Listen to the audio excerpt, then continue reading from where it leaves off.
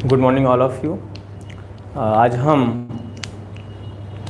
Math में प्रश्न आता है क्रमागत संख्याओं के योग पर आधारित, इसके बारे में चर्चा करेंगे क्योंकि इसमें जो यूपीएसआई है, एसएससी एमटीएस है और सीसेट है, तमाम एग्ज़ाम्स में, तमाम वनडे एग्ज़ाम में नंबर सिस्टम का यह टॉपिक क्रमागत संख्याओं के योग पर आधारित प्रश्न जो होते हैं वो बड़ी कठिनाई से बच्चे सॉल्व करते हैं, लोग सॉल्व करते हैं कंप्यूटर। तो उस पर आज हम चर्चा करेंगे और देखेंगे कि ये बहुत इजी होता है और किस प्रकार से हम इसको सॉल्व कर सकते हैं। तो देखते हैं और बात करते हैं क्रमागत संख्याओं के योग पर आधारित प्रश्नों का। तो समझिएगा, देखते हैं इसमें हम कि n जो है, अगर मान लीजिए कि संख्याओं की संख्या क्या है, n है ना, संख्याओं की संख्या n है, ठीक है। संख्याओं की संख्या मतलब अगर n है तो इसका मतलब क्या होता है कि अगर मान लीजिए क्रमागत संख्या दे दिया है कि 1 है, 3 है, 5 है, 7 है, 9 है, 11 है, डॉट डॉट डॉट इसी प्रकार से 121 तक अगर दे दिया मान लीजिए, तो इसमें हम देख रहे हैं क्रमागत संख्या तो है, लेकिन कैसी क्रमागत संख्या है, विषम क्रमागत संख्या है। ऐसे ही सम क्रमागत संख्याएं होती हैं, ऐसे ही क्रमागत एकदम से क्रमागत रहती है, मतलब उसमें कोई भी ना तो सम ना तो विषम, 1 2 3 4 5 इस प्रकार से रहता है। वर्गों पर भी आता है, लेकिन वर्गों की क्वेश्चन जो है हम बाद में बताएंगे, वर्ग और घनों पर आधारित क्वेश्चन हम बाद में चर्चा करेंगे। अभी फिलहाल इसमें देखते हैं 3 का मल्टीपल आ गया, 5 का गुणज आ गया, 4 का गुणज आ गया। तो इस प्रकार से जब प्रश्न देता है, ऐसे प्रश्न जब आएंगे तो उसमें सबसे पहले हमें n निकालना पड़ेगा।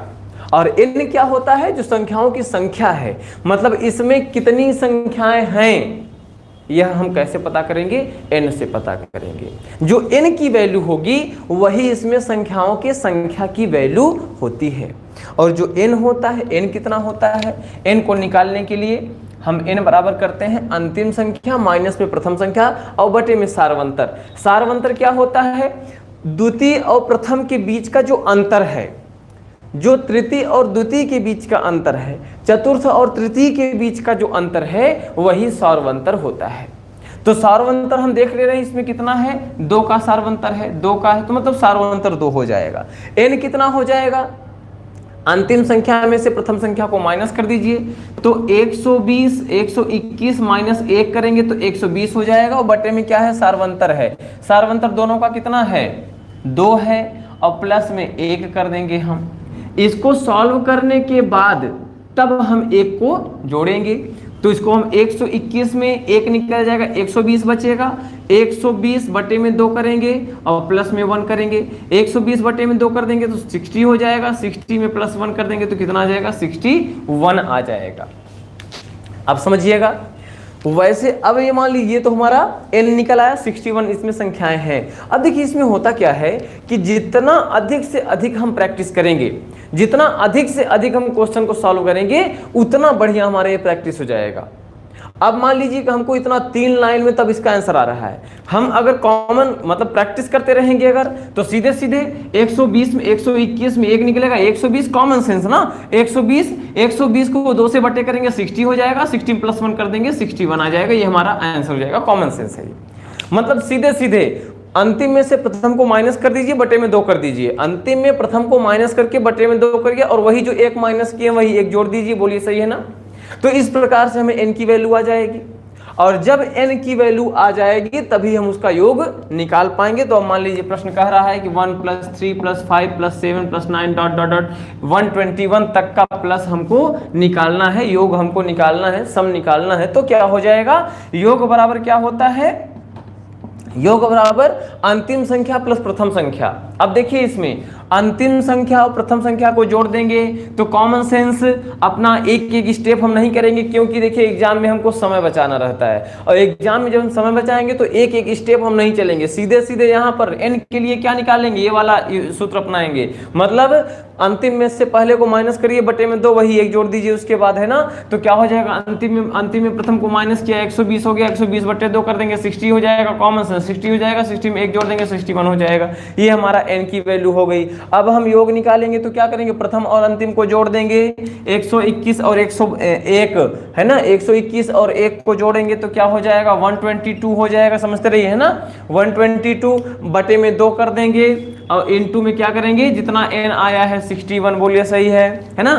तो मतलब क्या हो जाएगा, इसको हम करेंगे तो 2 6 जा 2 1 जा 61 इंटू 61। अब इसका अगर हम इंटू कर लेंगे तो हमें पता चल जाएगा कि इसका आंसर क्या है। अब देखिए 61 और 61 का इंटू करेंगे तो कितना आएगा, देख लेते हैं। यहाँ पे नॉर्मल तरीका जो होता है 61 इंटू 61 कर देंगे तो 1 1 जा 1 हुआ, 1 6 जा 6 हुआ, 6 1 जा 6 हो गया, 6 6 जा 36 हो गया, 11273 है ना। इसका आंसर क्या हो जाएगा, 3721, इतना इसका आंसर हो जाएगा। मतलब 1 से लेके 121 तक के संख्याओं को अगर हम जोड़ेंगे तो इतना आंसर आएगा। और जब अगर मान लीजिए कि इसका यूनिट डिजिट पूछने लगा कि इसका इकाई का अंक क्या होगा, तो सीधा सा उत्तर क्या हो जाएगा कि 1 हो जाएगा। इसका यूनिट डिजिट क्या रहेगा, 1 रहेगा। चलिए आगे चलते हैं, हम लोग अगले क्वेश्चन में चलते हैं। इसको हम मिटा करके एक क्वेश्चन और देखते हैं, और उसके बाद तब हम जो है अगले टॉपिक पे चलेंगे। अगला क्वेश्चन है कि फर्स्ट 19 मल्टीपल ऑफ 3, अर्थात 3 के प्रथम 19 गुणज, है ना, 3 के प्रथम 19 गुणज। अब देखिए इसमें हम कॉमन सेंस से लगा सकते हैं। पहला नंबर तो ध्यान देने वाली बात यह है कि प्रथम संख्या 3 है, ये n क्या है, 19 ठो गुणज, मतलब नंबर ऑफ संख्याओं की जो नंबर है, जो नंबर ऑफ नंबर्स है वो कितना है, 19 है। मतलब यहां से हमें ये मिलेगा कि पहली संख्या 3 है और यहां से यहां तक में 19 ठो संख्याएं हैं, मतलब पूरा यहां से लेकर के जितना है पूरा का पूरा 19 संख्याएं हैं। और अंतिम संख्या क्या हो जाएगी, कॉमन सेंस की बात है कि 19 संख्याएं अगर देखिए, जैसे अगर 2 संख्याएं हैं तो 3 और दूसरा क्या हो जाएगा, 6 हो जाएगा। अगर 3 संख्याएं हैं तो 9 हो जाएगा। अगर 4 संख्याएं हैं तो 12 हो जाएगा। मतलब जितनी संख्या है उससे मल्टीप्लाई यहां पर कर दिया मैंने, सही है ना। तो क्या हो जाए, 19 है तो 19 या 57, 57 आंसर आ जाएगा। अंतिम संख्या क्या है, 57 है। यहां से हम सीधे सीधे योग निकाल लेंगे, क्योंकि योग निकालने के लिए हमको क्या चाहिए, प्रथम संख्या और अंतिम संख्या चाहिए। n दिया ही है, 19 है ना, तो निकाल सकते हैं इसका हम योग। क्या हो जाएगा, इसका योग बराबर क्या, अंतिम संख्या प्लस में प्रथम संख्या। अंतिम संख्या क्या है, 57 है, 57 है, प्लस में 3 किया मैंने, अपॉन में 2 किया, इनटू में n 19, बोलिए सही है। इन दोनों को ऐड कर लेंगे तो 57 और प्लस में 3 कितना हो जाएगा, 60 हो जाएगा। इनटू में है 19, अपॉन में है 2, तो 2 से कैंसिल किया, 30 टाइम आएगा। 30 से 19 मल्टीप्लाई करेंगे तो 570 आ जाएगा आंसर इसका। अर्थात 3 के प्रथम 19 गुणज का योगफल जो होगा वो कितना होगा, 570 होगा। ठीक है ना। तो चलिए 570 इसका योग हो गया। अब हम लोग चलेंगे अगले टॉपिक, इसको लिख लीजिए, देख लीजिए।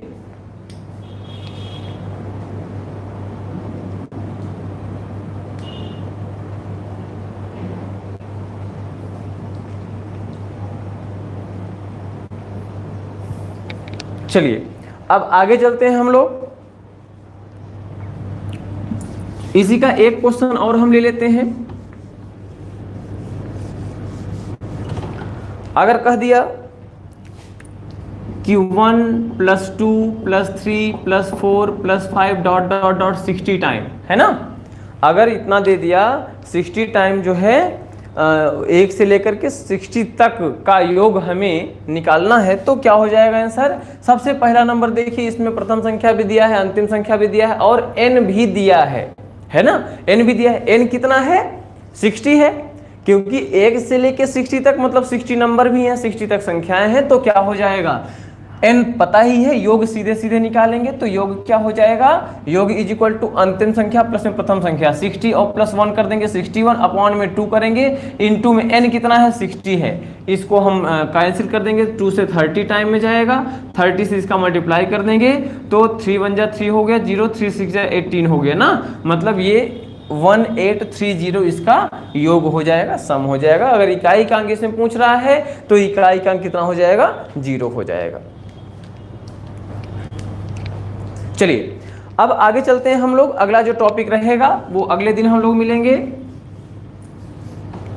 तो इस प्रकार से हम लगाते हैं क्वेश्चन, क्रमागत संख्याओं के योग पर आधारित प्रश्न। बने रहिए हमारे चैनल के साथ, तब तक के लिए नमस्कार।